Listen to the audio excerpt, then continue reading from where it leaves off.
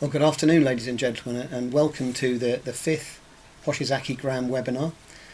What we're doing today is wanting to address quite a thorny issue that's cropping up in our supply chain at the moment in the UK and across Europe, which is the Eco Design Directive, its implications to our whole supply chain across Europe, the energy labelling that's come hand in glove with it, which has only just come into force for refrigeration from the 1st of July, and what is the impact to our industry, our growing and dynamic part of UK PLC that clearly has lots of challenges to face, and this is yet another one that we're having to address and come forward with. And to help us clarify quite a lot of this process, we're delighted to say we've brought along an excellent panel for you guys today to listen to and hear their opinions.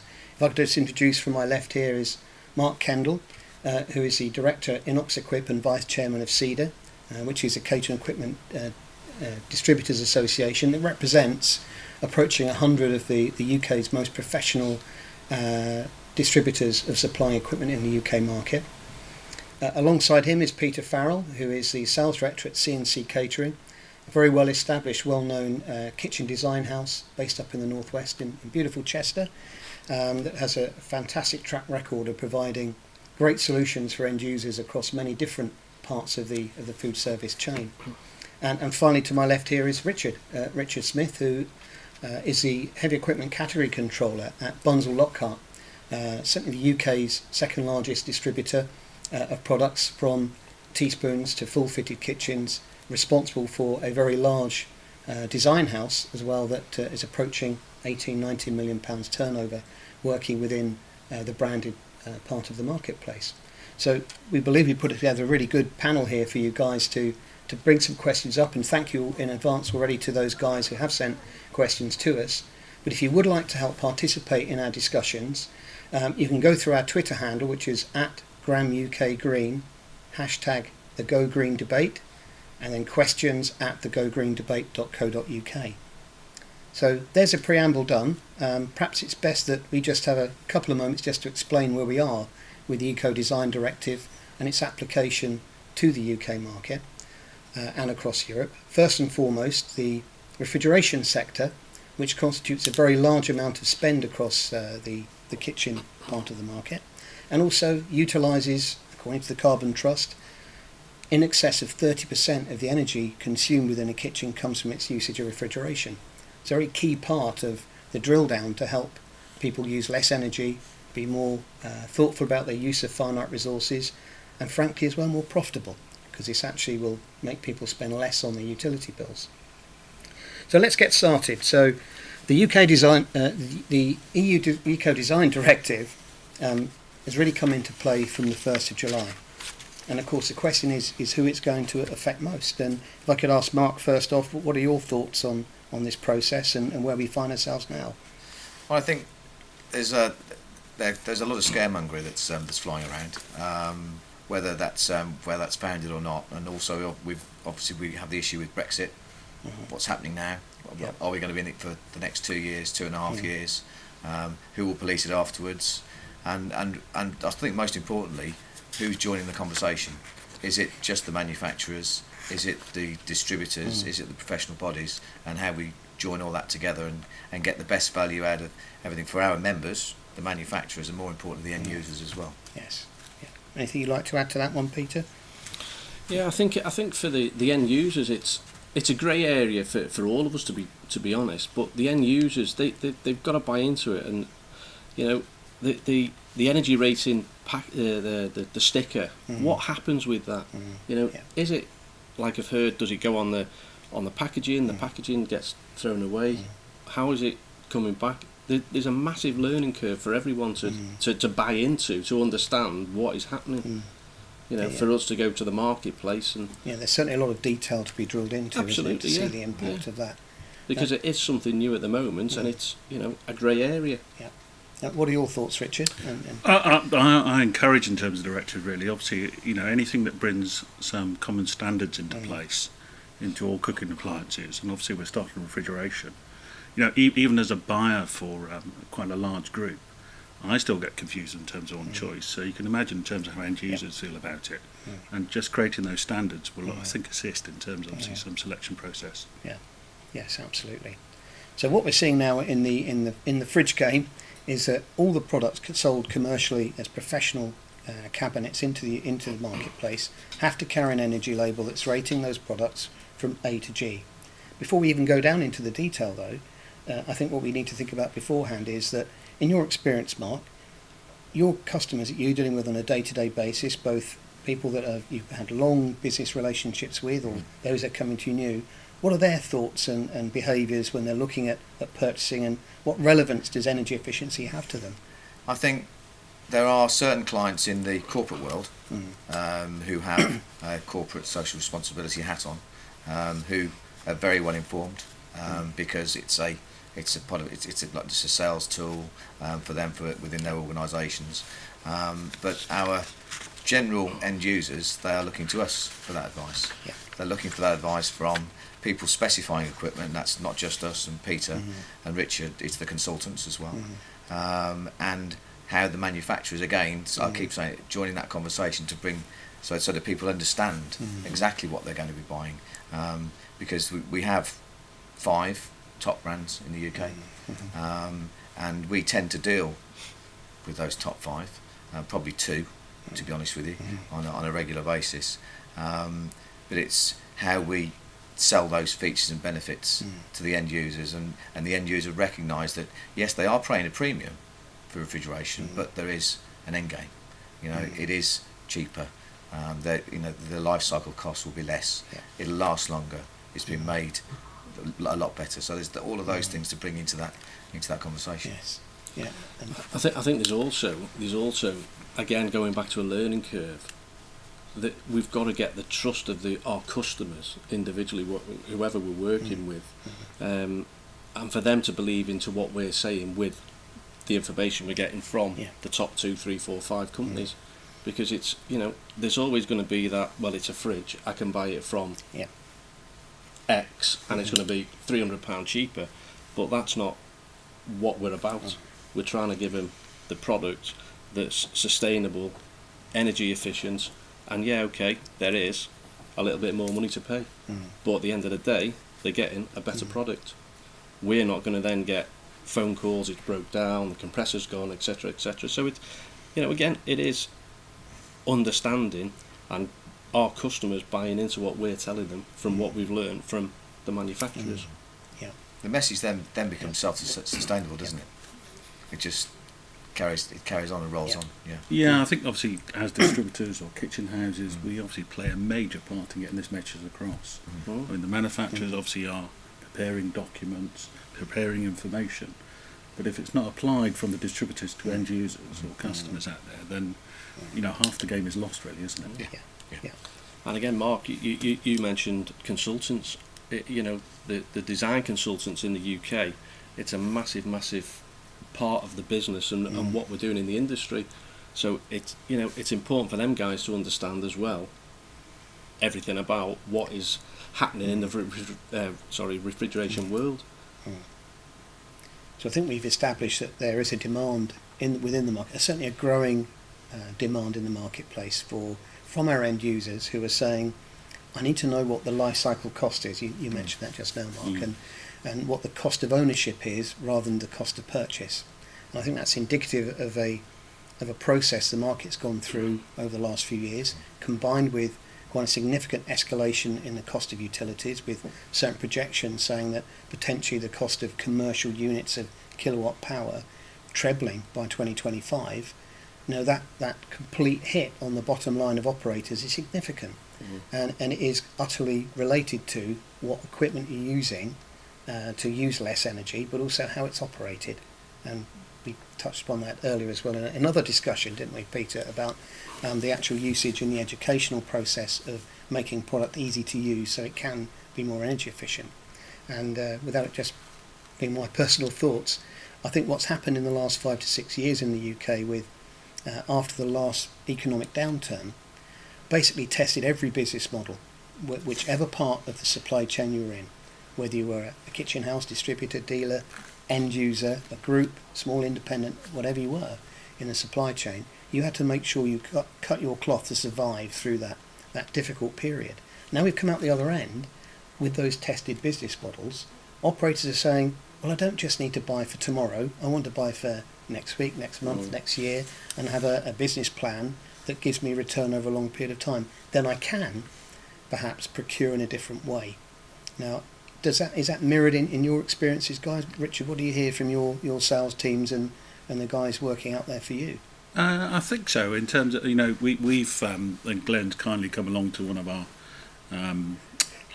heavy equipment days with our guys, just to sort of try and explain through the process of the change of the EU directive.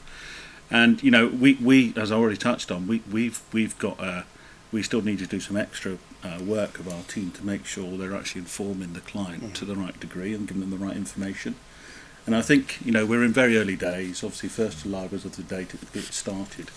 My feeling is, in terms of probably over the next sort of 4 to 8 weeks, you'll get more and more information out there in the general stream.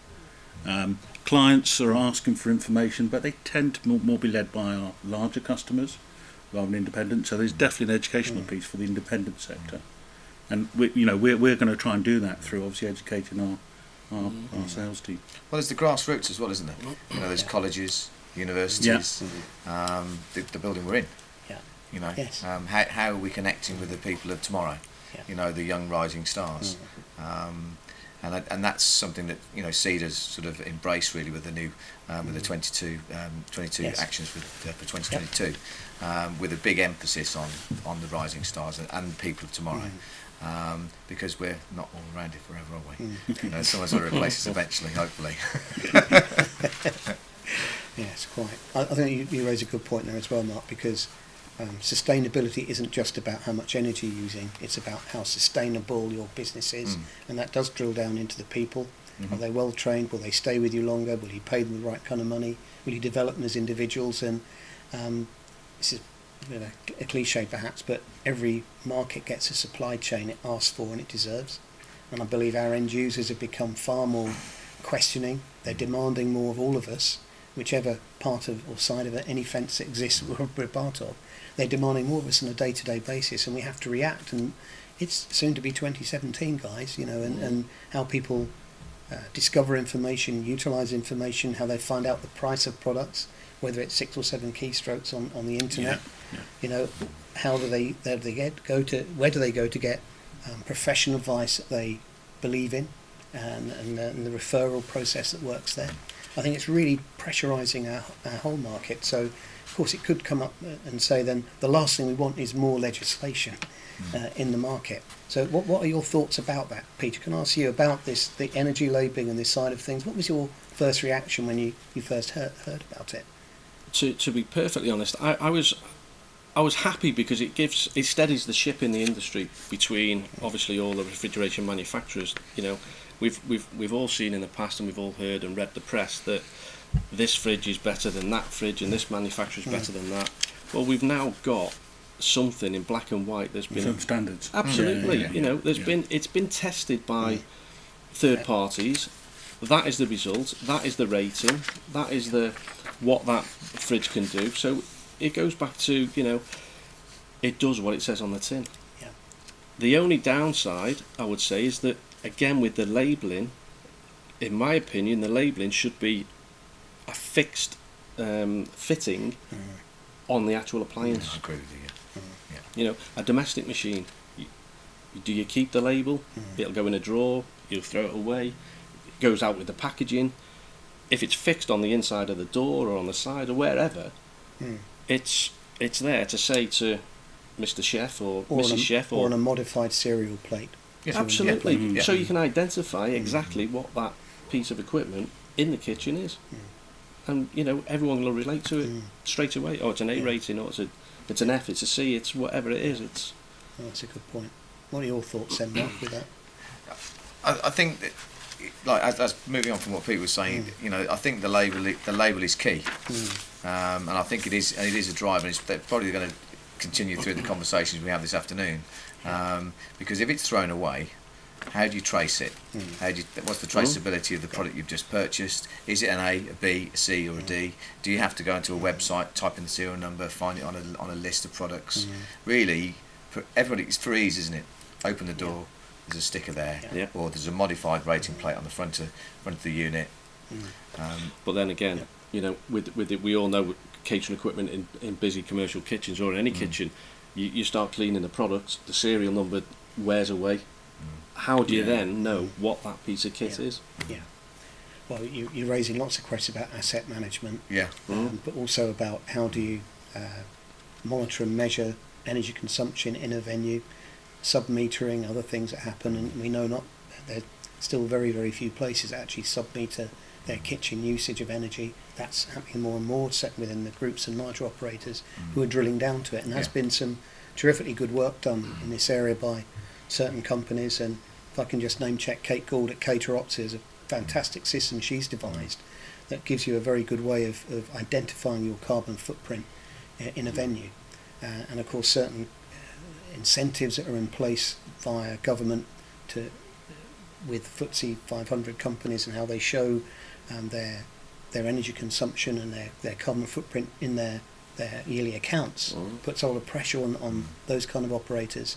But it is coming away from the corporate social responsibility words into corporate social responsibility deeds and actually making it happen that we then see. I mean, what it might do also, Glenn, is if the kitchen brigade can see that there's a A rating on the fridge, it might turn the light bulb on inside their head and think, I don't really need to have the 6-burner range on at 7 o'clock in the morning when I'm not going to be using it until 10 o'clock for preparation for service.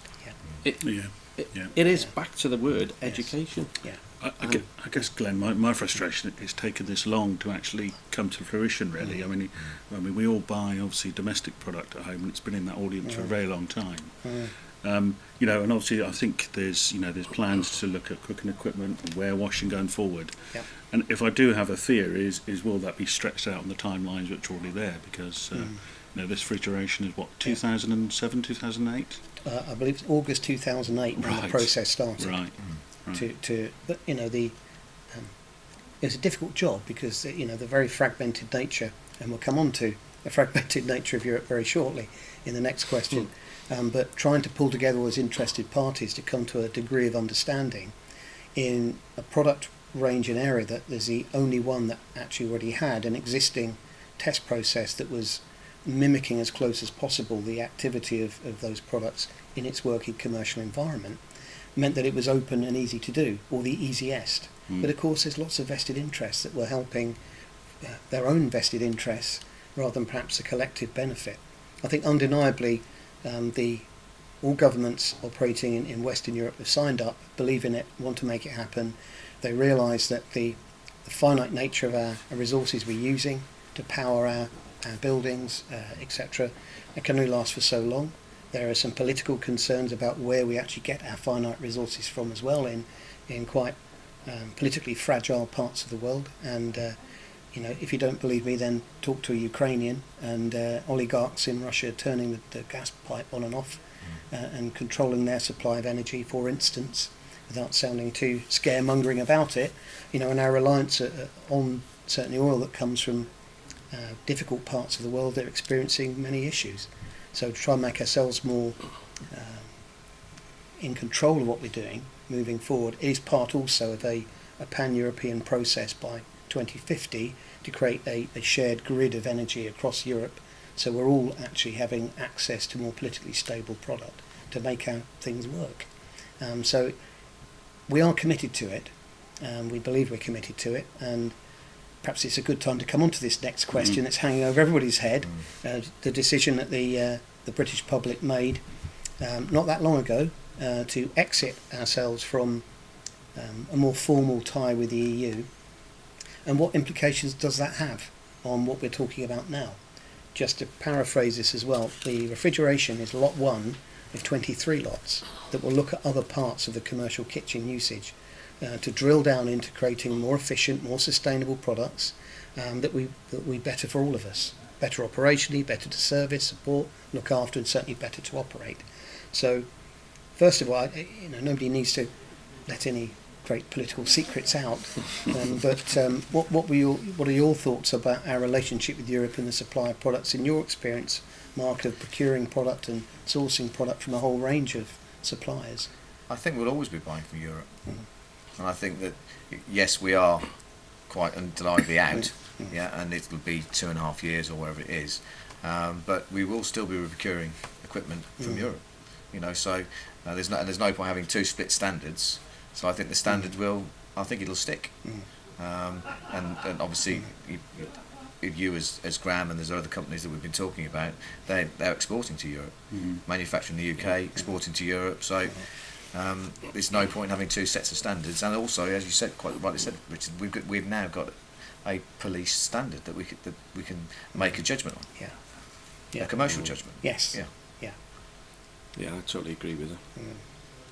I don't think anything is going to drastically change imminently, whether it will at all.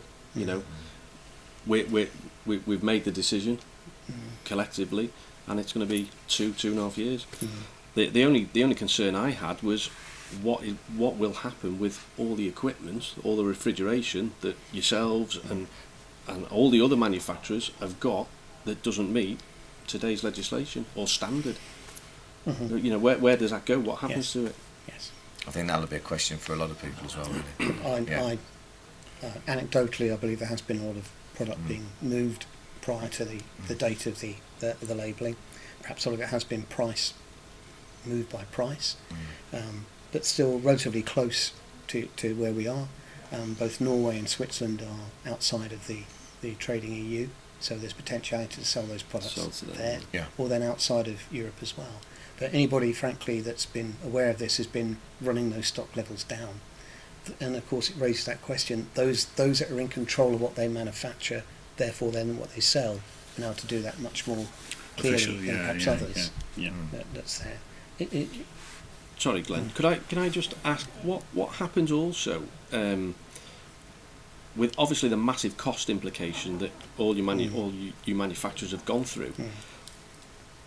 Are you intending to put prices up to, because what concerns me, and probably the other guys as well, is that if we've tendered a job, and we've, it's not going in yet, and we're still there or thereabouts, wherever it may be,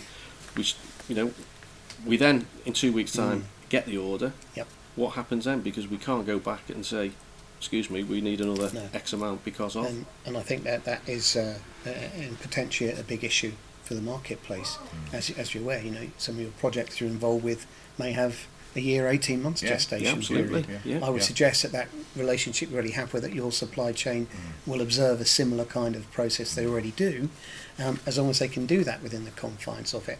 And if I'm allowed to put my Graham hat on in this particular question, it requires a hell of a lot of good and hard work to be able to do what you've got to do to meet and exceed the expectation of the marketplace without investing a lot of money. But also you've got to, the energy efficiency, sustainability, it's an important integral part of the kit, but that's in marzipan and the icing on the cake. Your cakes will be pretty much the same price as everybody else's cake, or else you are pricing yourself out. And with our development we've had with our Superior and Eco product that we've had readily available in the market for the last year or so, that's exactly the same prices, the Superior product, as our, inverted commas now, old generation 4 products, sitting at the top of our price pointing. Our development of its little brother, our Eco product, is between 8 and 10% more affordable than it was before July the 1st. So we've tried to stage the costings, and it won't be as energy efficient, but it'll be pretty darn good, and we'll be in that upper quartile area of energy efficiency. It's very hard, Peter, to be able to do that. I think you're right, Glenn, as well. There's also the opportunity there as well, obviously, if the manufacturers are embracing these changes, to grab further market share as well. So if you're leading this directive and you're taking it seriously and you're doing the investment from stage one, you've got an opportunity to grab that market share. Absolutely, and it's up to the manufacturer to choose what it puts forward for its testing. So you will see in the coming months portfolios of products change quite drastically, I think, in some areas. If it's not believed that the investment required to get it to standard or to achieve the necessary labelling is just, the fund is just not there. And just so the watching public are aware as well, that the testing process is really quite time consuming, but also really quite expensive to do as well. And of course the relative paucity of independent testing venues has led, through supply and demand, to be at a pricing situation that is a little bit more than it was a year or two ago. So the investment, if you have 20, 30, 50 units that need to be tested at a style of product, and you're talking between £2,500 to £3,500 each one to be tested, that's a significant investment. Huge. Particularly if you then have to redevelop the product to meet the new criteria and to meet the new test process. Now, of course, this is also against a backdrop of the labelling coming in now with a bit of time for industry to react to it, take time to get the majority of its products in. But this process will be tweaked over the next couple of years and made harder. So the products that might be G's now, when G disappears in a year or two's time, they will no longer be able to be sold in the market. So over a period of the next couple of years to 2020, the test process will become harder, or the thresholds become harder to meet, and you'll see even more products being winnowed away from the availability that is currently there. So it is a dynamic moving process, and I think we're going to come to quite a few of the details need to be drilled into a little bit more. Understanding needs to grow through all parts of the market, and we all bear a responsibility from that to inform and educate the market as well. And how do we actually then make sure that people are aware of the label and how it then works? Because what we want is clarity. We want customers to be able to make their decision based on, yes, this is the cost of purchase, and what is a different costing base between the label grades. So what's the difference in energy consumption per annum between an A and a D, or a C and an E, and what that means to the money coming out the till every month to pay for the utility bill. Does this process ultimately mean then that as we sit today, there are major manufacturers who will be deleting products? Yes. Yes. So, I'll just add to that. Do you see the landscape really changing, whether you're imported into the EU or whether you're manufacturing in the EU? The number of, obviously, people doing that process dramatically reducing? It's very easy for me to say it's a vested interest, yes, and hooray. Right. But I think it will have a direct influence on the profitability, perhaps, of those suppliers. But also, I think what's been quite interesting in the last few months is it's really been quite a deafening silence leading up to this. Whereas there's been not very many people who want to get in a big queue and go out into the press, into the media, within our part of UK PLC, and wave the flag and say, hooray, look at us, we've got an E. You know, so it's people aren't wanting to engage with that quite yet. I suspect in another year's time, when the next year and a half's time, the next tranche of this comes up, when there's been quite a bit more development work, then that's when you'll see a lot more interest and noise being made. And I'll count every single significant manufacturer in Northern Europe that we know very well in the UK marketplace. We've all struggled with this because it is a massive reinvestment and a redesign of the product. And we do believe that decisions that were made structurally in our business in Denmark, where of course energy has always been archetypically quite expensive, when they took the visionary position that said moving forward energy efficiency is going to be absolutely key, our development process has been a little bit ahead of the game in some places, without any degree of complacency, because it's come at a lot of cost and development for us to do that. And perhaps there's a bit of catch-up going on, not across all parts of the market, but there certainly is at the moment. And that will perhaps sift out and perhaps accelerate the natural selection in the marketplace a little bit. Do you think that manufacturers will hold less stock due to what's going to happen in the foreseeable future with ratings and? Well, potentially, Peter, that could be an issue.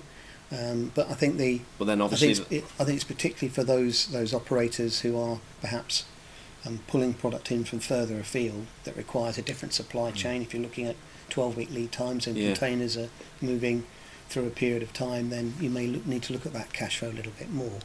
I think it's just another problem in the list of problems that everybody's going to encounter with it. And as we discussed earlier, prior to this, the ability for manufacturers and companies to ride out these inevitable escalation of costs to even engage with the marketplace have to be borne somewhere.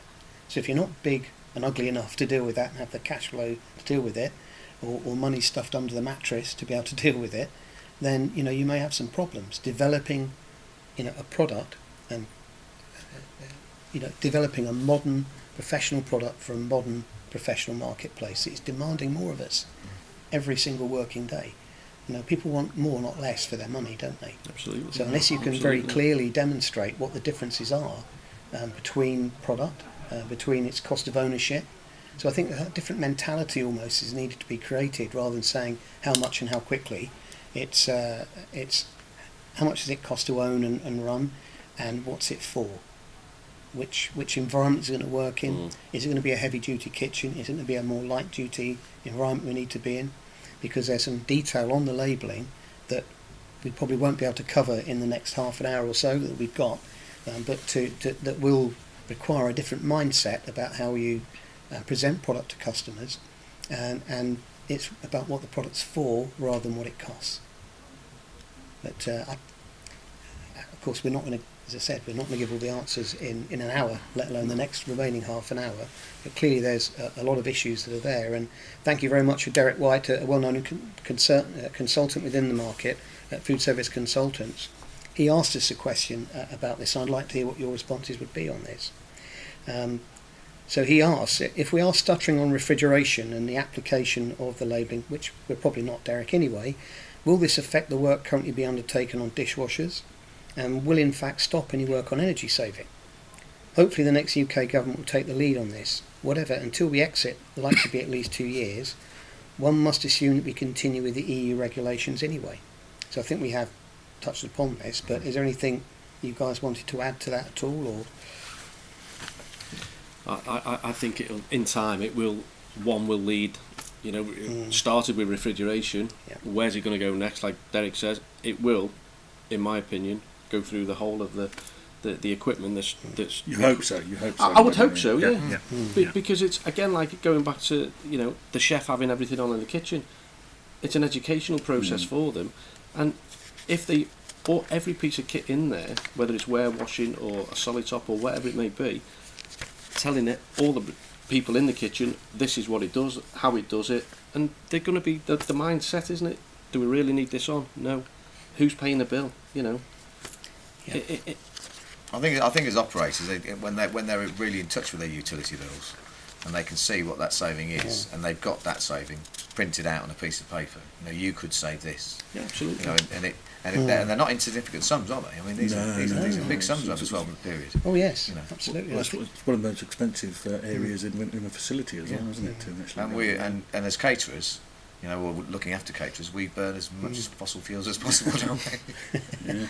But I think it's particularly relevant within the business and industry sector, within the contract caterers, who are operating very well their food support, and perhaps it's also security and cleaning within the building, who are now being tasked as well with reduction of energy costs, by saying, well, we like what you do on your contract, but I keep getting this bill I have nothing to do with, my utility costs. What are you going to do about reducing them?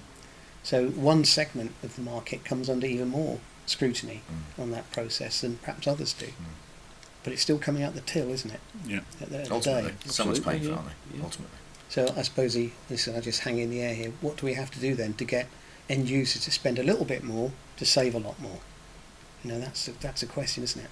Education, isn't it? And that difficulty we have between capex and opex.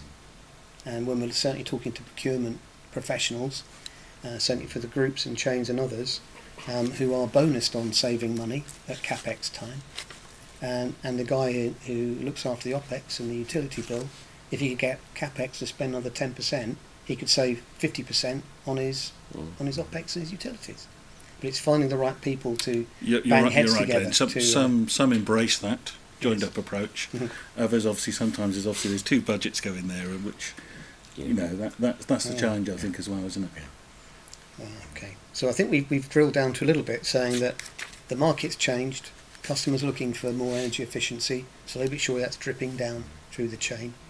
the EU, in whatever clumsy and slow way, has at least come to a situation now where labelling exists for one segment of the market. That will only grow. I think we agree that the market needs it. You're the guys, and as a manufacturer, we're only as good as you guys are, taking the product to marketplace and supporting it, and realising you're having to amend your offer and think more coherently about the cost of ownership rather than just the cost of purchase. So I think it's sort of moving in the right kind of way. We hope and believe that Brexit will not immediately affect whatever's happening in the UK. The energy gene is out of the bottle already. People are focusing on it now as well. This change that we're going to undergo may have a further effect that unknown consequences we don't know about. But what we do know about is that the market as it is, European manufacturers will continue to import into the UK, and UK manufacturers will continue to export out into the European market. And they'll have to compete on a level playing field on the ability of their products to use as little energy as possible while working efficiently. So I think we're there with that, aren't we? Yeah. Of course, the next question is, how's this going to be policed? And so it's not really a question, because I'm going to have to make a statement now. Our understanding is that, as we well know, nobody's going to go out and employ the fridge police anytime soon at our borders. There's a few more other things we need to look at before then. However, the market will self-regulate, and there is a meeting occurring very shortly with the National Regulations and Measurement Organisation. I've got the acronym the wrong way around, apologies, but they will give us advice on how to bring to book any offenders that are actually selling products without the label attached. And also, of course, more importantly, those products who do not meet the minimum energy performance standard that's now required. So the MEPs are sitting there, the minimum energy performance standards, to say if you do not meet those, you cannot sell products within the UK and Ireland. What are the penalties? Right. Our understanding of the penalties is if you are found to be a serial abuser of the system, it will be complete removal of your products from the marketplace. I believe it's a 3 strikes and out mark. So the first time there's a reprimand, second time reprimand stronger and fine, I believe. This may need to be clarified further on. We will do some research and put it onto our website and make that available.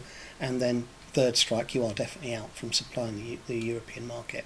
So there are powers that exist that will, for serial offenders. And frankly, if we have spent a lot of time, energy and effort in investing and developing our own products, and I speak with the majority of our branded supplier peer group companies, we're going to make darn sure that if there are people we see being profligate with this, we'll whistleblow. What we've advised is that people do come across any of this activity is to make certainly references back to your industry bodies, whether it's CISA or then CEDA. I'm sure there'll be a way that we can work together on that mark, so at least everybody knows what's going on. Definitely. Because what you don't want is product invariably then being cheaper and undercutting the market with the product that we want to be selling that is right for the market, for modern day professional caterers trying to do a modern day professional job. And sorry, Glenn, what happens with the distributor network? If we've got fridges in stock that, or like I said earlier, if we've got an order placed and we was to supply a fridge that doesn't conform now and meet the standard in the legislation, but we've got it in stock and purchased it before this legislation came in, what do we do with that? What happens? Do we get slap on the wrist as well? Do we get fined? Where do we send that back? Do we have a conversation with the manufacturers to say, look, we've got... Well, Richard's got a view on this as well, because we've been discussing what we need to do moving forward with this as well with many companies, and whether they have a presence on the web or through their normal supply chain. And my understanding is that any product that does not have a label on, if it's not been invoiced before July the 1st, will not be able to be sold. Okay. I would presume that a lot of the product that you're talking about, you've procured and got ready for schemes as well, will already be in that process of being labelled. And I think because we're only a few days into this process, there's a lot of information to come out. So you'll see a lot more comparative work being done, but you have to drill down into the manufacturer's web page. Frankly, you need the manufacturer to come and tell you Yeah. and make it more obvious where they can. And we all need to take a bit more responsibility on that. It's a difficult question. That's my understanding. In practical means, though, Glenn, would you say there's a bit of a cool-off period as Yes, obviously the directive gets Yes. out there to the general audience? So there has to be an element of sensibility around it as well, doesn't it? Yeah. You would hope. Yes. Okay. Something as well that we wanted to cover as well was what the Carbon Trust have been attempting to do over the last few years, and how Her Majesty's Revenue and Customs trying to help incentivise customers buy energy efficient products by the usage of the energy technology list, and therefore the benefit of the enhanced capital allowance benefit. Can I just ask you, Mark, in your day-to-day working, how often you're approached by customers asking for that, or what the general level of awareness I think is? that generally tends to come up with the BREEAM question, Right. because obviously it doesn't sit within a standard BREEAM rating, but with the technology and the research and the commitment to hydrocarbons, you can set that up against a BREEAM point. So that's where that tends to come in when we're designing schemes, Yes. especially for Yes. main contractors who are going Yes. for BREEAM Excellent or such like, Yes. Yeah. which is becoming more and more prevalent.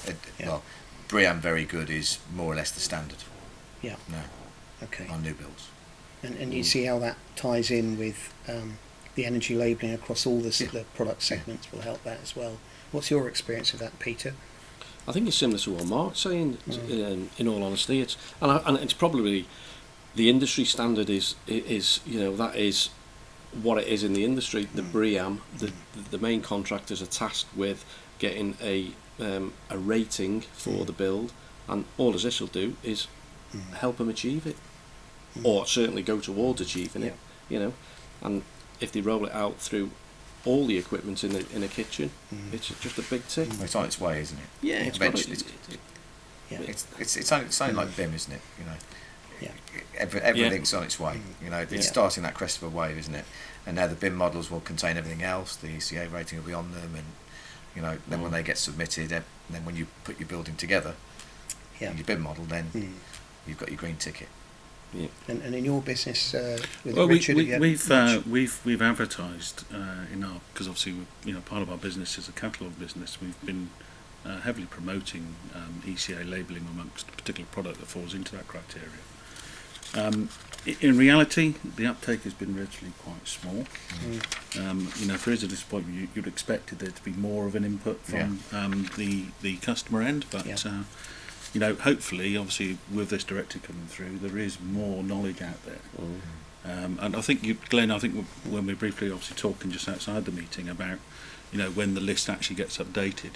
Yeah. I think you probably, is it August you were saying? Well, the operators of the energy technologists are Yeah. currently reviewing the scenario of trying to, that particular sector that exists on the energy technology list, the commercial refrigeration cabinets part of it, has to be completely overhauled. Right. The issue they have is trying to deal with this overhaul very, very quickly within the time frame they have, to make sure that they are then demonstrating on their list the upper quartile and performance levels of product. The methodology and thought behind this was that when it was first put together, the assumption was that a product to be more energy efficient would have to cost more. So that approximate added cost of paying more was about the same cost as writing down your capital allowance over profit over a 7-year period. Yeah. So we're trying to balance out the cost.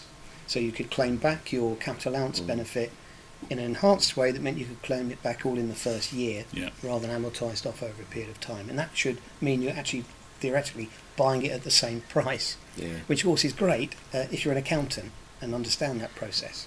I think you're right, Glenn. But and just listening to each step, which is probably about 7 steps you just picked up there, for an end user, it just isn't simple enough. I know. And that's probably why The you haven't got the uptake is relatively uptake quite low. on the ECA, Yeah. because people really don't understand what the benefits are. And maybe sort of our red top titles in our industry, that are on the web, can pick that up and say that let's get some case studies out there. A customer who's buying X, Y, and Z is saving. As as an ex-caterer myself for over 12 years, knowing that your main focus is doing the job, is getting the operation done within the time frame, within your budget, all the rest of it you have to do plate by plate, service by service, day by day, week by week, all those things you have to then do. Your actual engagement with capital allowances is relatively minimal. There's somebody in the business that knows that and wants to know about it, but hey, you're doing the job. So there was a recognition of this a couple of years ago, and with our CISA hat on, we had a meeting with the Treasury to try and come up with another option that would be a little bit more open to our food service market. And frankly, the only way we could think of another mechanism to work it would be VAT, perhaps. But VAT then, traditionally, the VAT setting in each country would then be ratified in Europe as well, to create, so you wouldn't be artificially creating, differences across the EU market. Hey, that may change now. Who knows? Moving forward, and as we know, the VAT rate in France is much lower when you go out to eat and drink. And perhaps a little silver lining for the food service market at the moment is a record surge of interest in people wanting to come and stay in London or stay in the UK because their euro would go a little bit further. So hey, there's always somewhere, the cup is hopefully always half full rather than t'other way. But that whole engagement with trying to get an added incentive as well will have to be followed through with the ETL. It will take some work to make sure that gets done. In the fullness of time, we know the guys are working really hard to do it. They will have an acceptance of what would be the upper quartile, and perversely that may mean on the volume of products being sold then it may go down as low as C's in the market, or it may just stop at B's. We don't quite know yet, and there is a time frame that's being worked through at the moment. But any incentives that are in place, however well they're understood, have to be a good thing, and an added incentive when you're talking to a certain person within the business when you're looking at your operational needs. And certainly when you guys are going in and pitching for your projects, that's still marzipan and icing, isn't it? Absolutely. They still want the cake to be, you've got to be as competitive as you can on the main cost, and that's an add-on, to the whole thing. So who do you think this directive is going to help mostly then? What do you think, Richard? Well, I'm hoping in terms of actually, from an end user point of view, nationally, I think, as I've already alluded through to, the groups are already talking about it. Obviously, definition needed to be clarified, which we are there now, hopefully. The beneficiaries are going to be, particularly, I guess, in terms of the manufacturers who have really embraced the change, done the investment from stage one. And as I suggested earlier, those are the ones that potentially are also going to get some further market share as well. We as a business, from Lockhart, we are very brand led. We particularly embrace, obviously, these changes taking place within our portfolio of customer base, because we all are using the same supply base. Yeah, absolutely. Indeed, yeah. I think we've all got to buy into it. You can't, there's not just the three of us here. Everyone in the UK who's doing scheme work, selling one-off, selling whatever they're doing into the industry, they've got to know what's going on with the manufacturers and with the refrigeration. I would hope also that it will bring the clients closer to us, because they're going to believe more in what we're saying, as in, if you buy this fridge against this fridge, there's a potential saving of X. It's giving them, and just being honest with them, and I think that they're going to gain. They're going to be a winner because they're saving on energy costs. Yes. We'll be a winner, hopefully, because we've got selling up, more profit for the company, and and you guys will be the winner, or whoever the fridge manufacturer will be. I guess we have to remember in the kitchen template, it's the one piece of kit which is always on. So we go back to this cost of life cycle. That has to be the winner, really. Yes. Yeah. So, how do you think this directive is going to influence the industry's approach to energy efficiency, Mark? Let me touch on a few of these things, but do you think there's a fundamental tipping point we're just coming to now? I think it couldn't have come at a worse time, to be honest with you. I think if the situation were different on the 23rd, I think we'd be having a different conversation. But the tipping point it happened maybe 2 or 3 years ago, and obviously it's taken 8 years to get to this point to get the labelling system done. Maybe if that had been done 2 or 3 years earlier, then we'd have been be a bit further on with prime cooking, warewashing, and things like that. But it's definitely something that it's at the forefront of people's minds until you give them a cost. Yes. And it's how you educate someone that the cost isn't just the cost; it's the life cycle cost. Yeah. Yes. And I think that's something that we as distributors, members, manufacturers, we need to engage the end user.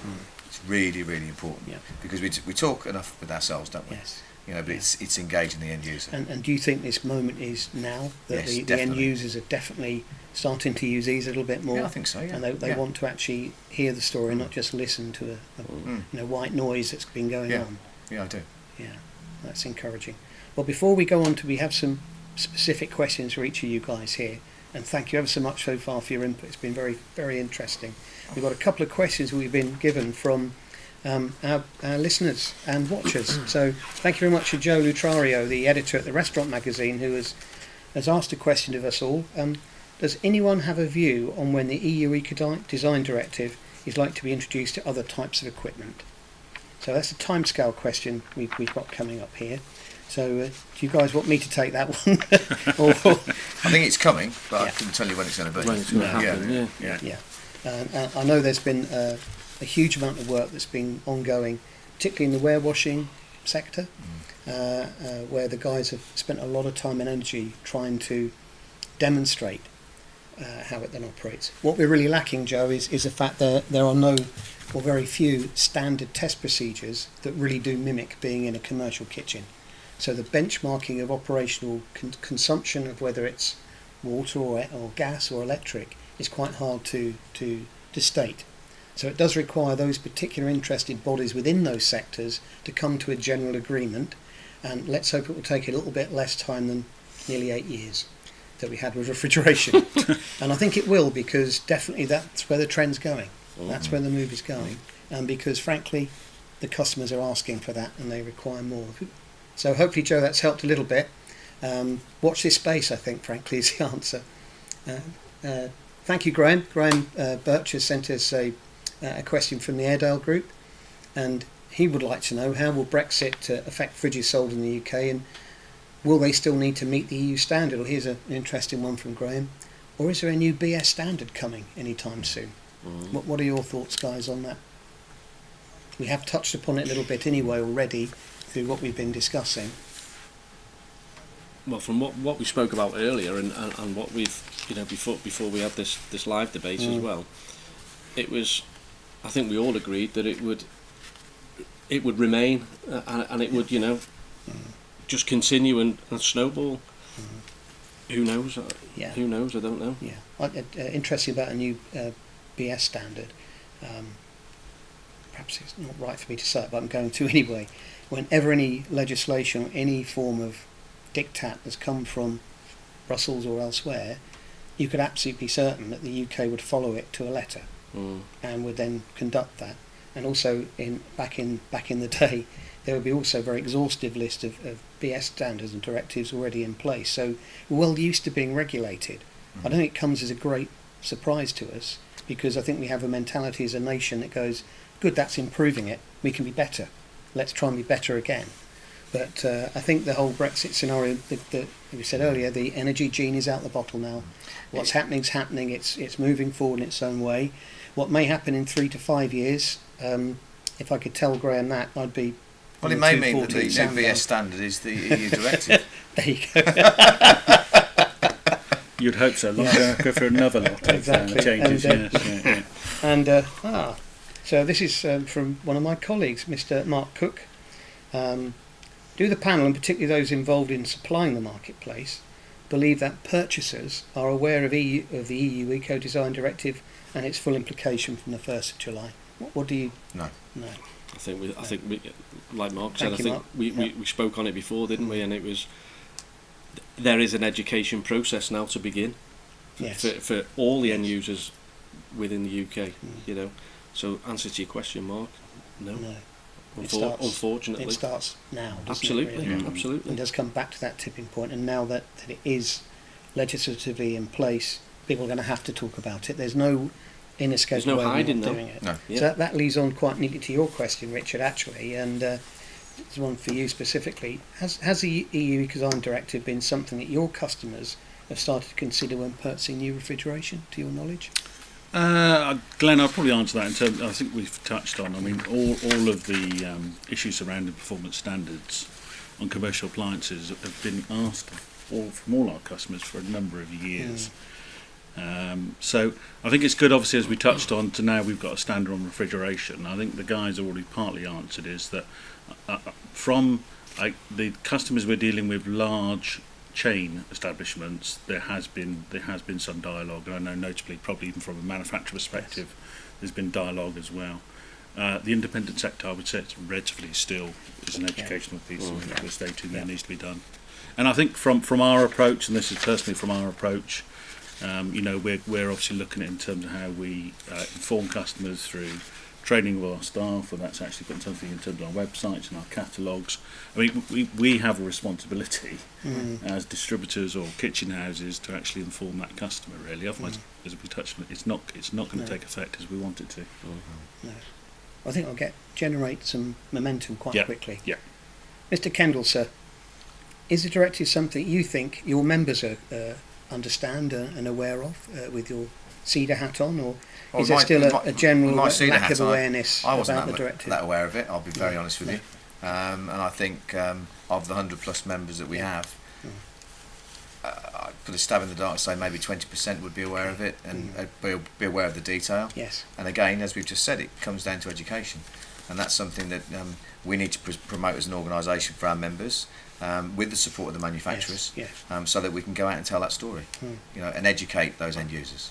Well, so it's another conversation to be had. I think it's a perfect time to up the collaborative nature of our relationships. Definitely. And drive it far more. Yeah. At times of like we're in at the moment, when we need to know more, in testing commercial environments, the more we circle the wagons together, the better. I mean, we've got the more LACER we share knowledge and experience. LACER tomorrow, isn't it? So that's a message that needs to go out to LACER, doesn't it? You've got a large room full of end users. Yeah.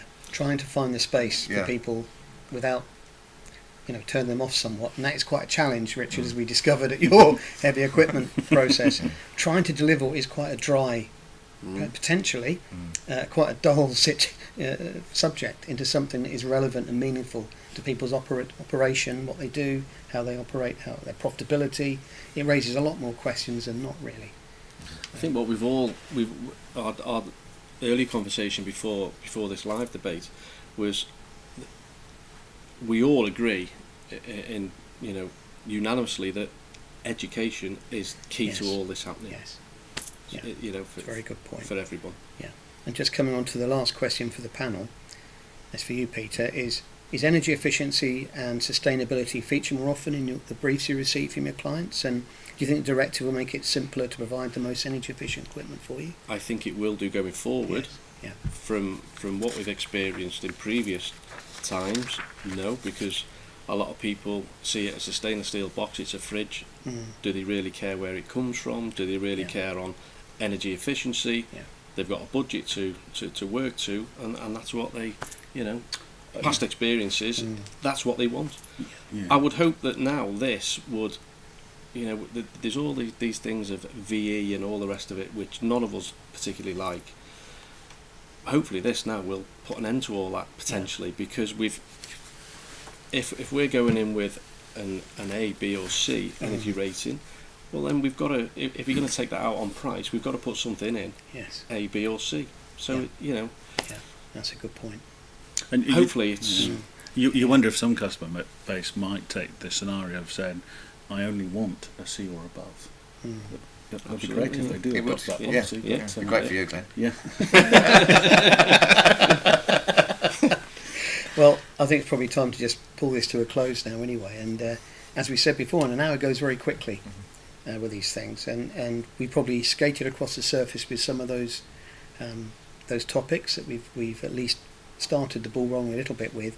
More information will come out from the marketplace, more support will be given through the supply chain, more noise will be created about people's ability to produce the most energy efficient products they can, and then leave it to the customers to decide.